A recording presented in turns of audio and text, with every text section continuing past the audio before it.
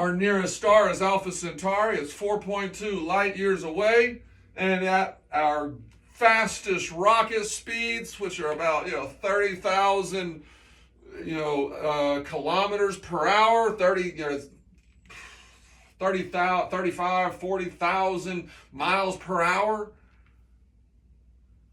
It's 1.6 times that, so I guess what would that be, about 45, 46,000 kilometers an hour. Voyager 2, and that was with a once in a century synchronization of the planets such that we could slingshot with them all, or with almost all of them, and maximize our trajectory speed, our getting kind of slung by their gravitational field, because we didn't get so close to it. And that was planetary geometry, dynamic geometry. Where's that planet going to be? How long is it going to take us from our launch date and our launch time with this particular amount of fuel that's being released? Those are all calculations made by human animals and their inventions. All of this has been conceived in the mind of human beings. All of this has been made by them and their technology. All of this is being synthesized by you with all of your perceptual technology. How completely developed is it? Brain cancer has shown me. Brain cancer has given me the motivation, the urgency. It amplified my urgency because the whole ecological recognition of the trajectory towards self-destruction, towards cultural suicide,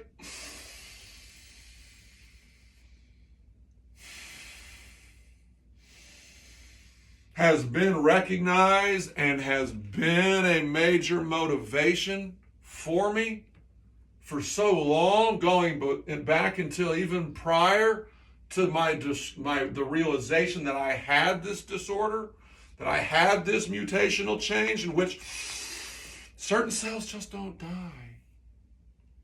And when they do, it's not by choice. It's because of the chemicals. It's because of this external molecular disruption.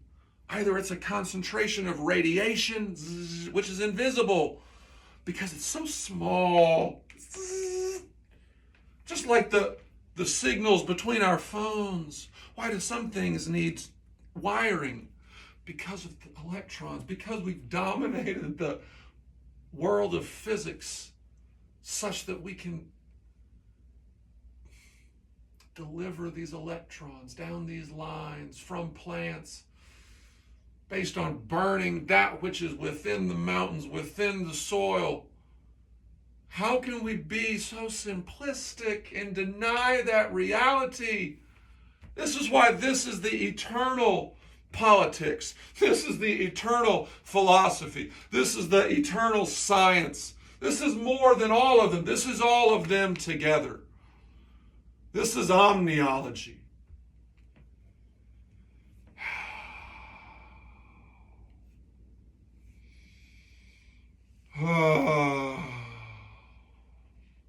This is experienciology, noweology. 现在的注意。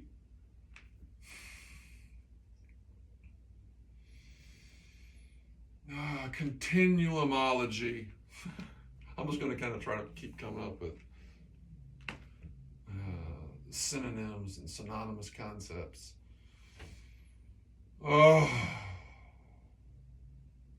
Unifyology.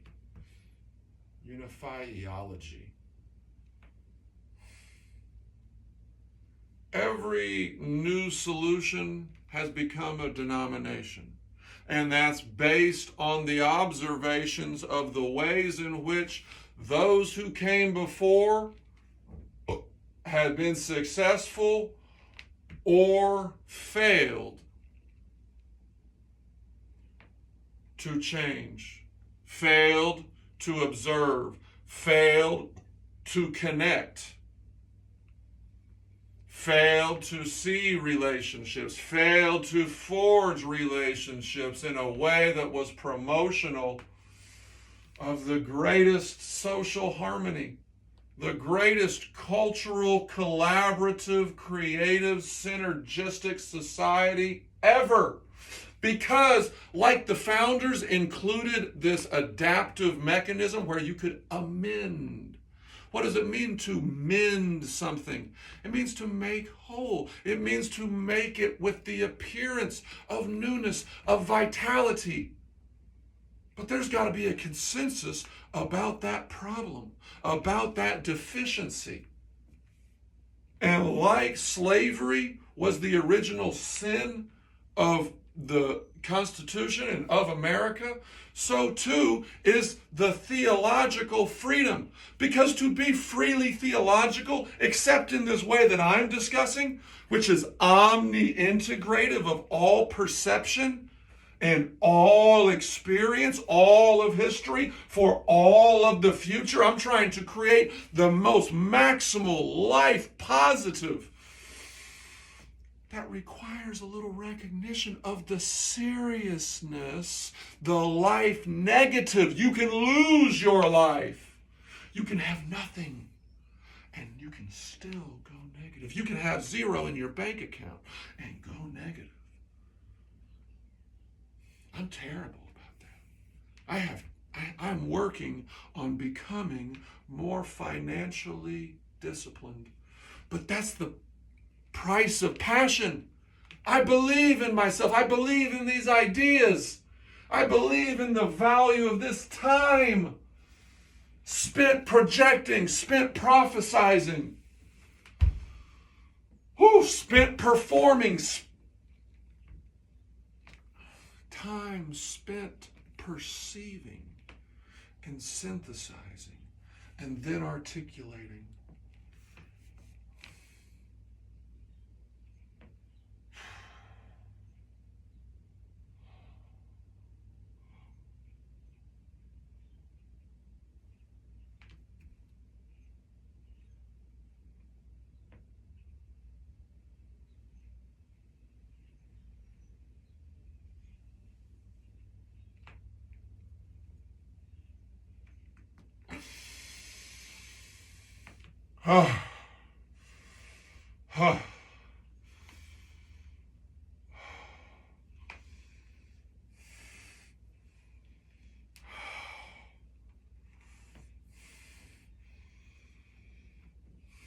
Changing these elevations, exploring and experimenting with these alterations in pressure, these alterations in velocity, these alterations in points of connection.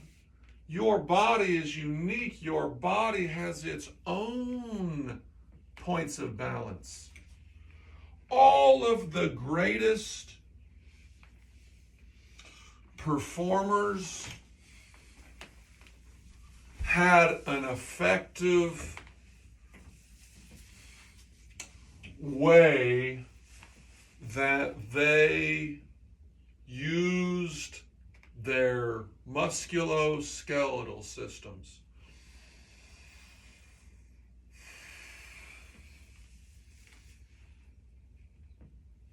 This is how we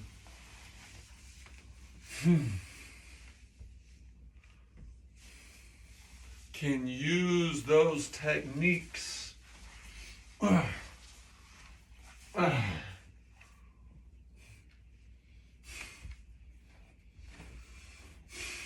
to angularize and slow these transitions within the muscles. The muscle is creating the resistance, right? Or the muscle is building based on my ability to focus the responsibility for fighting gravity whenever I'm doing a curl. In the majority of it's in my bicep. Now, of course, I can activate with my shoulders. I can activate with my pectoral muscles. I can activate with my legs. And of course, one should. One should.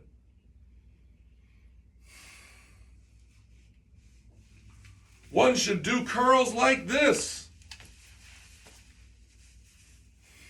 Having the weight hanging, that changes its gravitational calculation. Doing it while you are grazing your body is something that everyone should do. Graze it with your hands like this. Graze it with your fingers like this. Graze it and expand your fingers as you're coming up. Allow your fingers to close. Oh, what sector of your hand is moving? Where is it in relationship to the bottom of it? Is it coming over? Is the bottom side being revealed? These are all methods by which we're changing the muscle fibers in our forearms, the muscle fibers in our intercostal muscles. All of these collaborative components for that movement are all over the body. That's the thing. At your best, everything is connected so that you are maximizing the length of life. You're maximizing the ability of those tissue structures to absorb reality because of this expansive, oppositional, collaborative relationship that you have mastered because of the design of your body. Where's the arch of your foot? How can that conform to the arch of your hand? Boom, the arch of the palm of the foot. The planta, your plant. It's where your plantar fasciitis. Fascia is all over the body. Your plantar muscle is just like your palmar muscle. It has a dimension. It has a shape. Conform to that, trace it, and then go beyond it. Then study the range of your pinky, the range of your pinky and your middle finger, the range of then allow that to be the point of origin for a movement, that finger leads. Then let it come back. Then do that, and then change your view.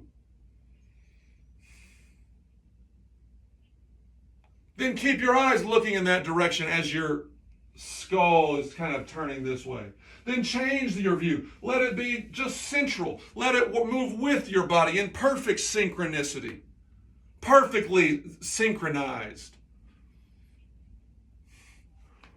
That means that your body is awakening to how it can sectorally assist the rest of its sectors in activating and thus taking on a little bit of that force, that fog, that force of transparent fog.